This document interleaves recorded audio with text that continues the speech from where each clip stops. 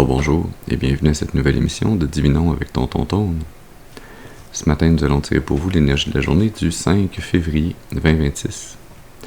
C'est également un tirage intemporel, alors si vous êtes guidé à écouter cette vidéo à une date ultérieure, sachez qu'il devrait y avoir pour vous des informations, un message, afin de vous aider, de vous guider tout au long du chemin de l'accomplissement de votre destinée.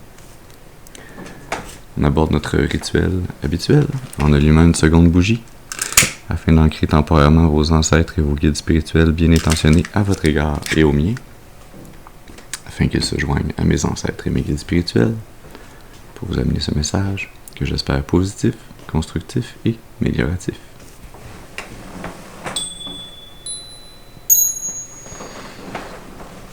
Très bien. Alors voyons voir. Quel message on a pour vous ce matin? Ça va être un tirage en style libre. Alors comme d'habitude, je vous rappelle qu'il est important d'utiliser votre intuition et votre discernement. C'est la base de tout tirage. De vous rappeler que tous les tirages ne sont pas vos tirages, et donc de prendre avec vous ce qui résonne et de laisser le reste de côté. Ceci dit, on va commencer. Et on commence vraiment en style libre. On commence avec l'oracle du soleil radieux.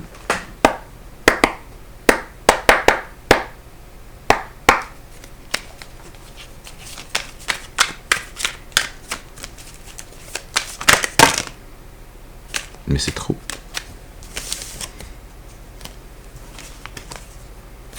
On va vous placer dans le bon ordre. Voilà. Est-ce qu'on peut avoir une carte à la fois, s'il vous plaît? Ça va être un peu plus facile à lire. Oui, niaisez-moi, merci. Une carte à la fois, bien sûr. Alors, on a résistance,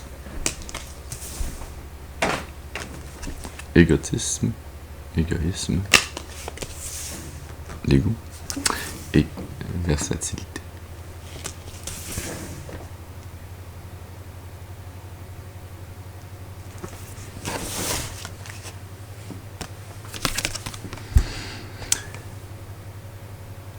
Abondance de ressources intérieures, de talent.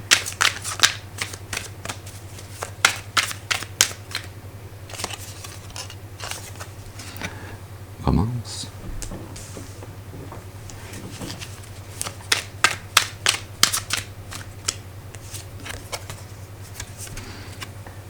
Contrôle.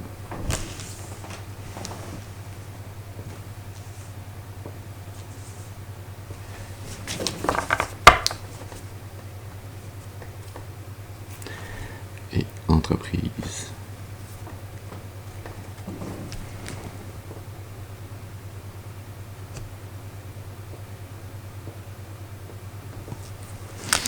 Alors on a deux cartes numéro 2. 22 a peut-être une signification particulière pour vous.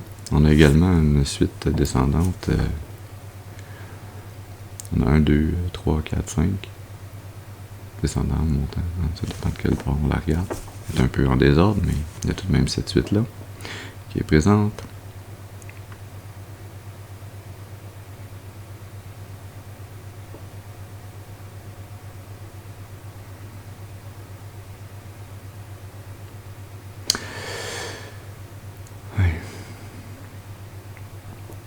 Il semblerait que malgré les messages intuitifs que vous recevez, vous ayez de la difficulté à relâcher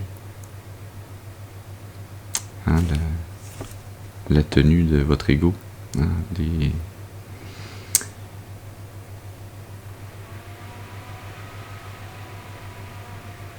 l'image que l'on se forge, que l'on se forge pour être en adéquation avec un monde dans lequel on est.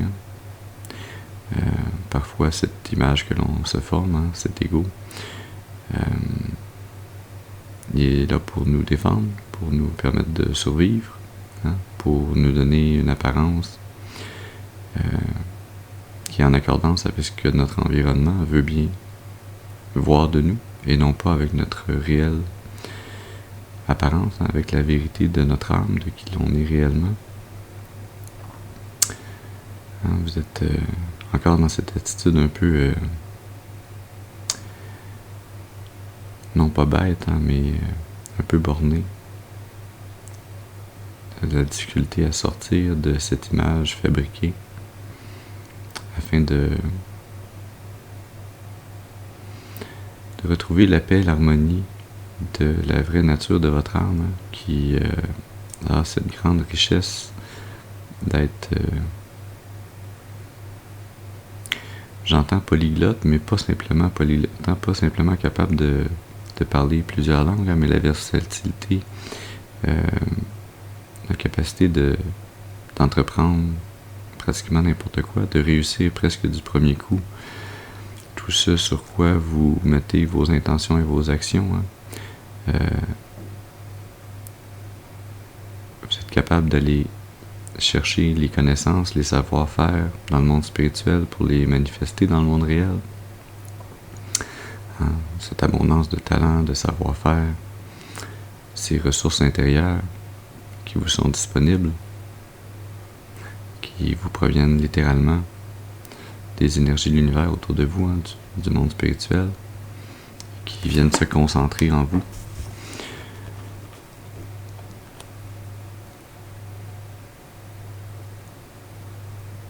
Et c'est justement en relâchant cette façon bornée d'être, en vous laissant renaître à votre véritable nature, en relâchant le contrôle de votre ego et en laissant le contrôle au divin.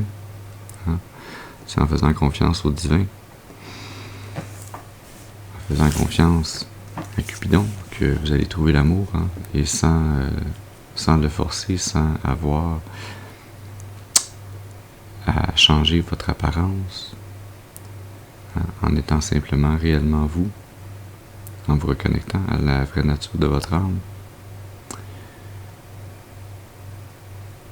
que vous allez trouver en vous et que va se manifester à l'extérieur de vous l'amour inconditionnel, la réelle force motrice de l'univers,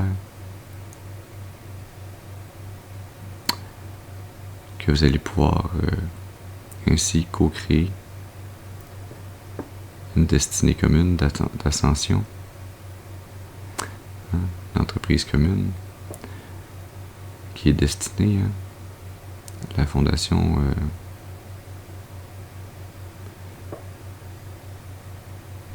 d'une famille, qui est une mission de vos âmes,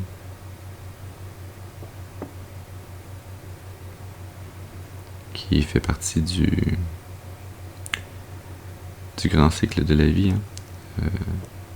cette famille que vous allez fonder, cette entreprise commune que vous allez accomplir avec cette âme sœur qui vous est destinée, et qui va arriver lorsque vous aurez relâché le contrôle, lorsque vous aurez pleinement fait confiance, que vous allez avoir fait foi au divin. Cette mission de vos âmes qui représente littéralement une branche à l'arbre de la vie.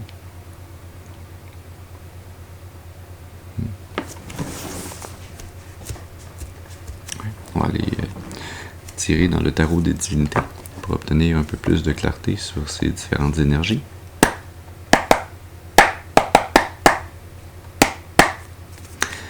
Alors, est-ce qu'on peut avoir une première carte, s'il vous plaît, pour clarifier la carte de la résistance?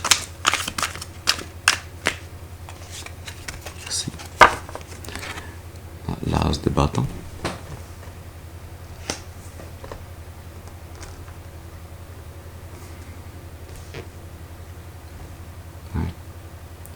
Cette résistance, cette énergie un peu bornée, qui vous empêche de relâcher le masque de votre personnalité pour retrouver votre vraie nature, pour vous reconnecter au point d'origine de votre âme. C'est également cette imposition de votre volonté. C'est comme si votre âme a déposé dans votre personnalité, très jeune, probablement au tout début de votre incarnation, la notion du libre arbitre. Cette notion qui est à la base des codes divins qui doivent être suivis et respectés dans cette incarnation comme dans les autres.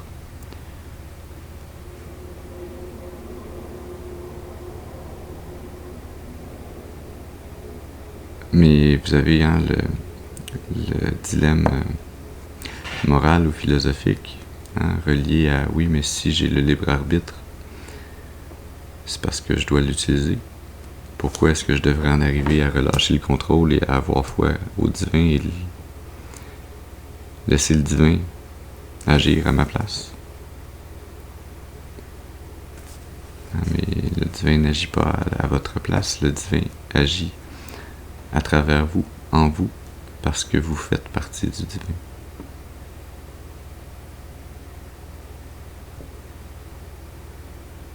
Vous n'êtes pas séparé du divin.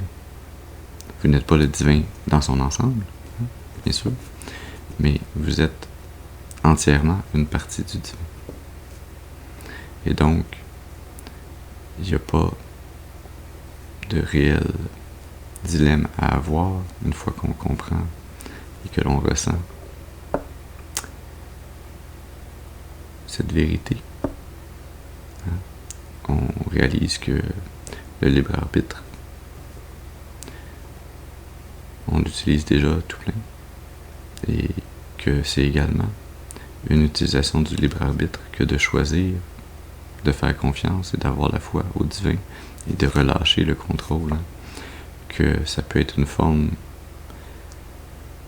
d'usage de notre propre contrôle que de s'en départir, que de faire confiance. Faire confiance à quelqu'un ou au divin, ça revient à contrôler nos peurs, contrôler nos pulsions, contrôler notre ego, contrôler l'image que l'on a bâtie pour se protéger, réaliser que on n'a pas besoin toujours de se protéger, que parfois, lorsque l'on veut que se passe de très belles choses dans notre vie, que l'on doit s'ouvrir, ouvrir notre cœur et relâcher la résistance, relâcher le contrôle.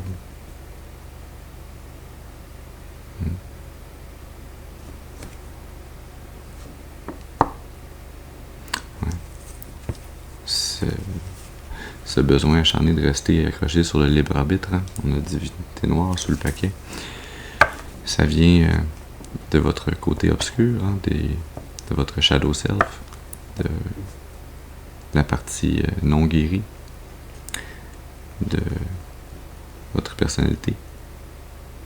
Ça vient justement de cet ego qui est là pour vous protéger, qui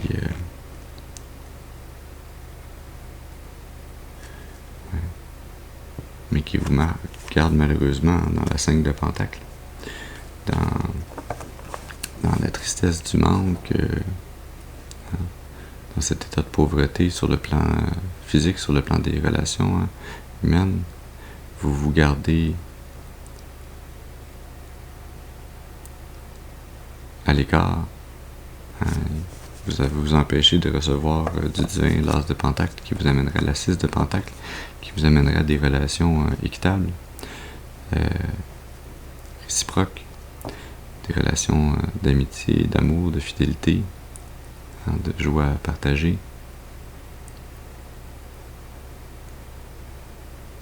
Un apprentissage définitivement à faire ici.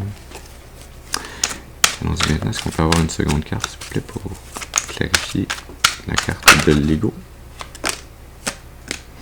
Mais ça tombe donc bien. La 6 d'épée. Vous en êtes à regarder une dernière fois cet ego, cette enveloppe de protection que vous avez eu à bâtir. regardez une dernière fois avant de le quitter, avant de délaisser cet ego, hein, de laisser le divin vous guider vers de jours meilleurs, vers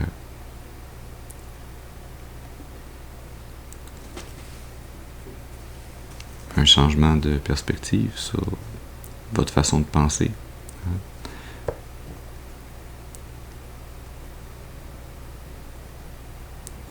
Vous relâchez ce besoin de contrôle, de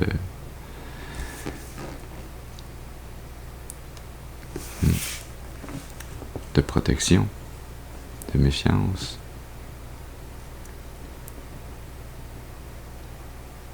Pour vous diriger vers plus de versatilité, vers une vision plus ouverte, plus versatile, plus adaptable.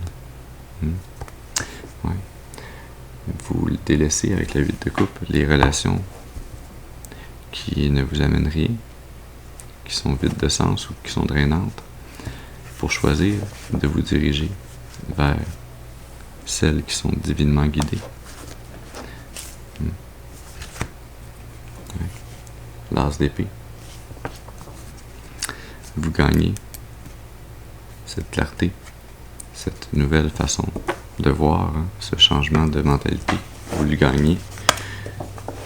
Ça vous amène à votre énergie de l'étoile, à beaucoup plus de balance, d'harmonie, à être inspiré et être inspirant, à illuminer à travers l'exemple que vous démontrez des changements qu'il est possible de faire en soi. Vous inspirez d'autres âmes autour de vous à eux et elles également décider d'évoluer et de grandir. Est-ce qu'on peut avoir une carte, s'il vous plaît, pour préciser l'énergie de la versatilité? Hein? La 4 d'épée. Hein? Oui, en vous libérant de votre ego, en choisissant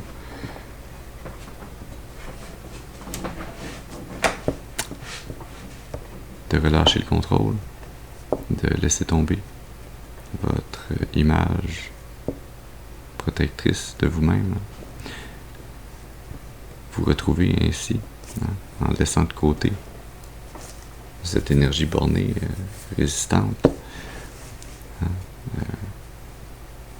qui change lentement et très difficilement.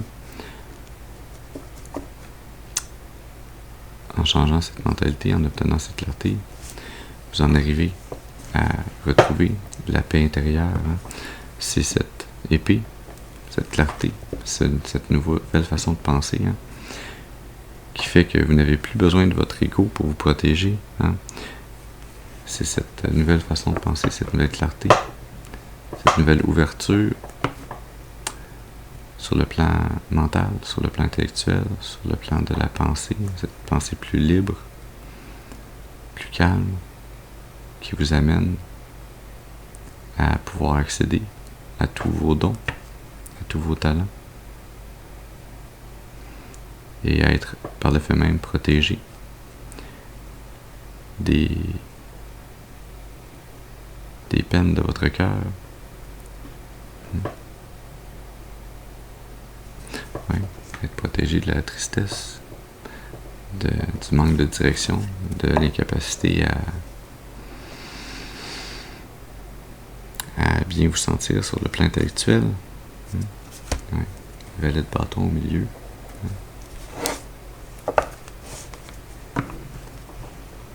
À retrouver un niveau d'énergie qui vous permet de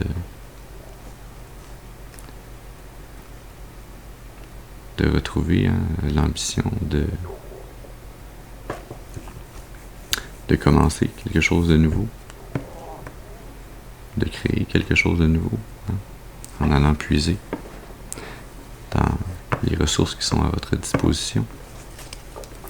Est-ce qu'on peut avoir une carte, s'il vous plaît, pour préciser, clarifier l'énergie des ressources intérieures? Merci. Dans la reine de bâton. Ces ressources intérieures, ces talents que vous avez, c'est vos aptitudes sociales, charismatiques, communicatives,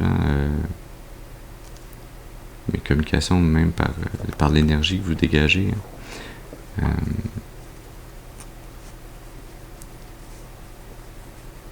C'est cette aptitude que votre âme a à être capable de recevoir tout ce qu'elle veut, ce dont elle a besoin,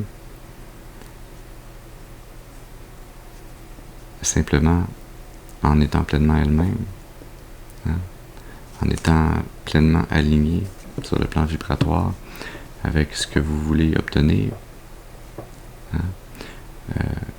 Les énergies de l'univers vous amènent naturellement ce dont vous avez besoin. Mais il vous faut rester dans cette énergie de la reine de bâton.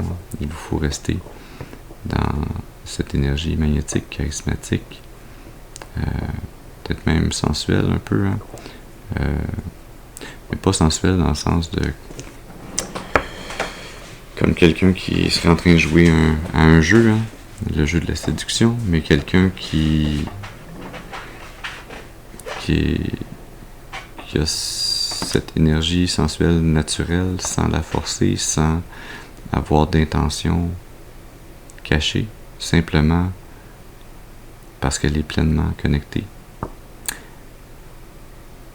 à son âme. Et donc son corps, le vaisseau de son âme, vibre pleinement l'énergie de son âme. Et vous exudez cette énergie magnétique d'amour inconditionnel qui attire naturellement à vous toutes ces choses qui font partie de votre destinée. Tous ces gens qui font partie de votre destinée également. On maintenant pour une autre carte, s'il vous plaît, pour préciser l'énergie de la romance. On a le valet d'épée. Je sens que ce valet d'épée, c'est ce Cupidon qui s'apprête à tirer sa flèche ou qui vient de la tirer. Une communication qui s'en vient pour vous. Une clarté qui va être obtenue dans le domaine de l'amour, dans le domaine des relations d'amour. Une communication qui s'en vient, qui est guidée, dirigée par Cupidon. Quelque chose au niveau de la Saint-Valentin. Et ça vient clairement pas de moi, ce message-là, parce que je suis quelqu'un qui est peut-être un peu malheureusement blasé de la Saint-Valentin. Mais bon, il y a toujours place à être surpris.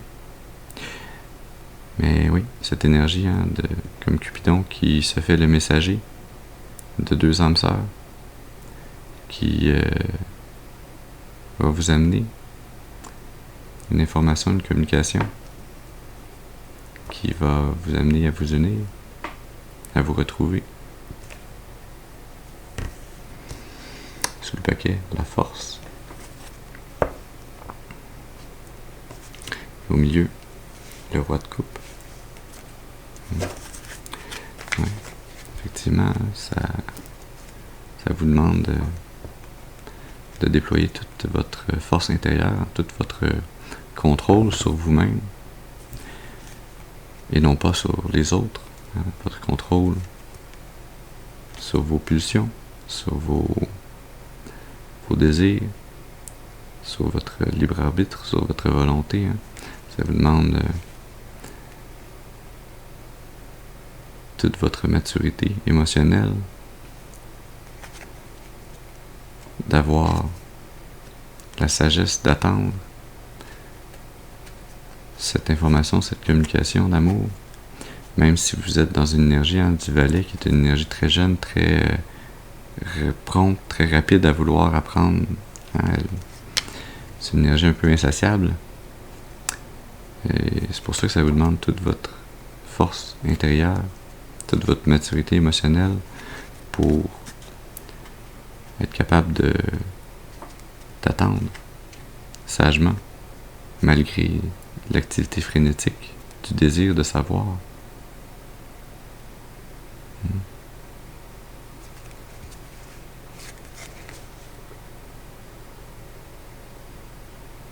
Ouais. Ça demande de toute votre force intérieure de prendre le temps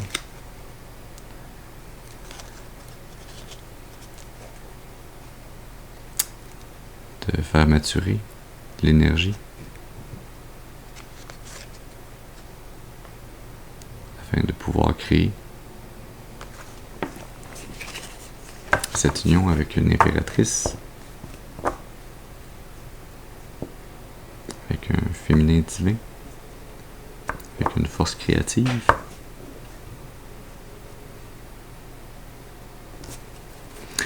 Je dis maintenant une dernière carte pour préciser l'énergie de contrôle. Ouais. Le pendu. Effectivement, c'est le divin qui vous dit, pends-toi à l'envers dans cet arbre et attends. Donne-moi le contrôle. Aie confiance en moi. Aie la foi.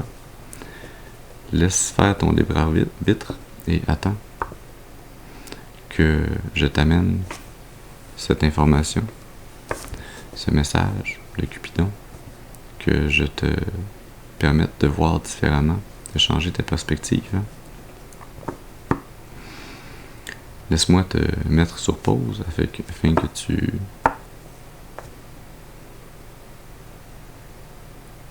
apprennes à voir les choses différemment. Que tu prennes le temps nécessaire pour écouter ton âme, écouter le divin, pour que quand vienne cette information, ce message, cette épée puisse couper cette liane et que tu puisses retomber sur tes pieds afin de pouvoir t'unir avec cette âme sœur, que tu puisses fonder cette entreprise, accomplir cette mission commune, en ayant pris le temps de changer ta perspective sur la vie et sur l'amour. La 4 de bâton, célébration, mariage, l'as de coupe,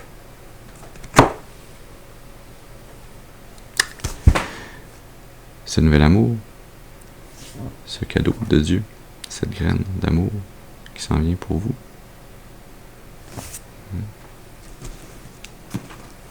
Ouais. Alors voilà le message que nous avions pour vous ce matin.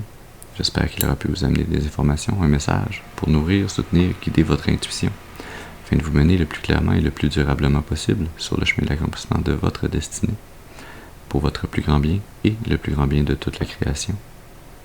Je vous remercie pour votre présence auprès de moi ce matin.